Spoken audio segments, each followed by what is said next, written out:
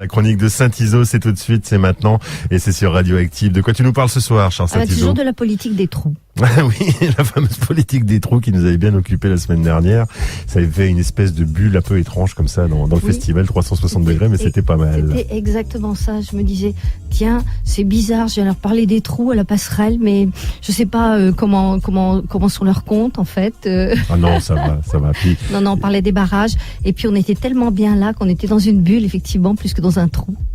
Hein, c'est vrai. Rappelle-nous, tiens. Et voilà, tiens, j'en tousse, excusez-moi.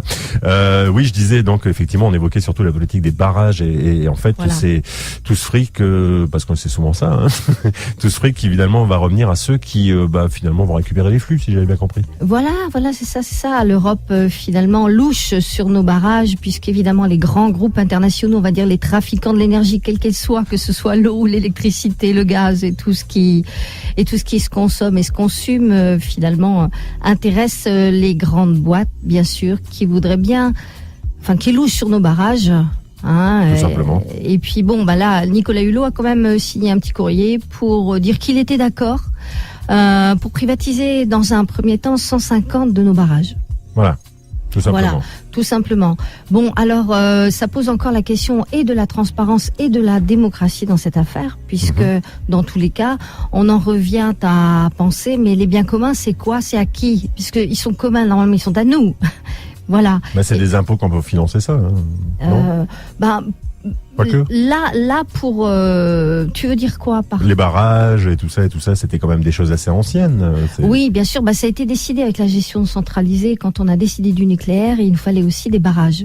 Les barrages sont bien utiles, parce que quand on est en pic de consommation, évidemment, on lâche les vannes pour avoir de l'énergie pas chère, parce que c'est pas cher l'énergie des barrages, c'est ce qu'il faut pour nous justement, quoi. Oui, ce sont les turbines qui tournent très vite grâce aux retenues. Voilà, c'est ça. Et puis c'est aussi un savoir-faire international, puisque on avait jusqu'ici des savants, des techniciens, des ingénieurs qui faisaient un travail magnifique.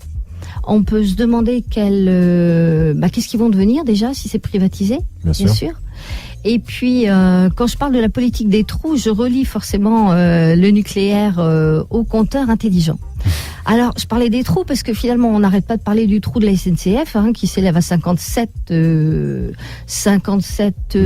milliards d'euros. Ouais. Et finalement, le trou d'EDF, c'est 61 milliards d'euros, puis on n'en parle pas trop, quoi. Non. Mais on comprend mieux en même temps pourquoi, alors qu'on arrive dans cette troisième révolution industrielle et numérique, EDF finalement veut monétiser nos vies privées. J'invitais tous les gens autour de moi, les auditeurs, il y a 15 jours, à vendre eux-mêmes leur vie privée, plutôt qu'on ne leur pique, voilà, c'est ça. Salut Mark Zuckerberg. Voilà. C'est un petit peu compliqué au départ, mais ça peut-être rentré dans nos têtes.